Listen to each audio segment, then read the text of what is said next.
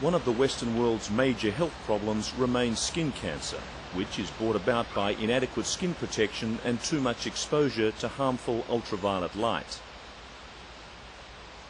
Around 15 years ago, scientists from Arizona discovered a drug based on a naturally occurring hormone which increases people's melanin levels, giving them a normal and safe tan. Well, melanin is the skin's natural protection against sun damage and against skin cancer. So anything that builds up melanin is going to give people additional protection from the sun. Melbourne-based biotechnology firm Epitan is developing the drug, called Melanotan, which stimulates the production of melanin in the skin. It works like this. When a person is in the sun, ultraviolet radiation from the sun penetrates the upper layers of the skin and damages it. This gives the telltale red appearance, which signifies burning. The same effect happens in solariums. These damaged cells give off signals which release the natural hormone called MSH from adjacent cells which migrate to specialised tanning cells. These cells then produce the tanning molecule melanin. The melanin slowly moves into surrounding tissue, producing a tan in that area. This is the body's way of protecting the skin from subsequent sunburn. The person has a tan, but the damage has been done. When a person receives Melanotan, the drug is dispersed all over the body and acts in the same way as the natural hormone, stimulating the cells that produce melanin. Melanin granules form a shield around the skin cell's nucleus and protect the cell's vital DNA from being damaged by ultraviolet light from the sun's rays. A protective tan is developed, but without the skin damage. Epitan recently completed a groundbreaking Phase 2 human trial in both Sydney and Adelaide to test how the drug affected the degree and toxicity of sunburn.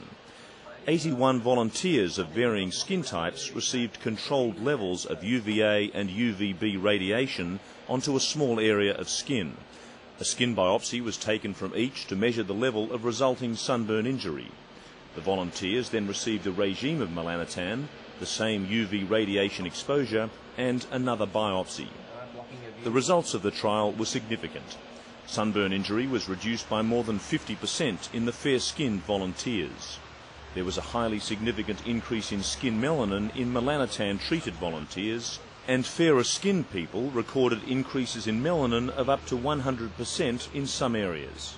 Professor Ross Barnettson, a world authority in the field of photobiology, ultraviolet skin damage and the immunology of skin tumours, ran the trials at Sydney University and said the results demonstrated that Melanotan has protective benefits. The fair-skinned people who had the Melanotan had about half the skin damage after the Melanotan study than compared with before. This is a view shared by leading dermatologists. I think it's reasonable that we could consider this an internal sunscreen. Melanin is our natural sunscreen, and this is a way of increasing the amount of melanin we've got.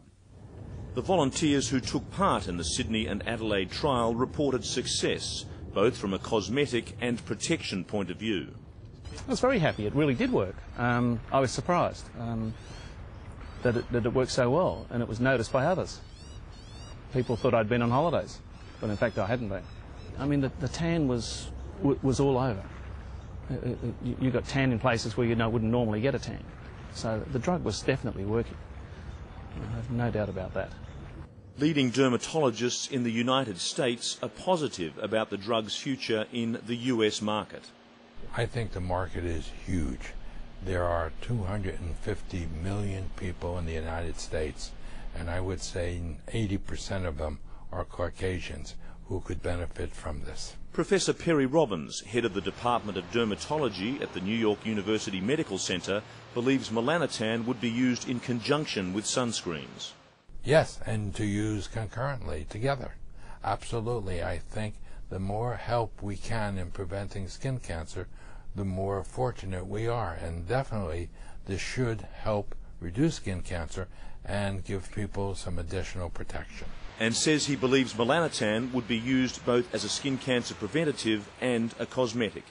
There's no question about it. We'd have a group of patients who would look at this as an aid in protecting them from the sun. This will give them a suntan and help reduce the incidence of skin cancer. At the other end, you can take my children who are just past their teens, and they would look at this as a cosmetic, that it will give them that dark glow and make them look even more beautiful, and maybe hide a couple wrinkles.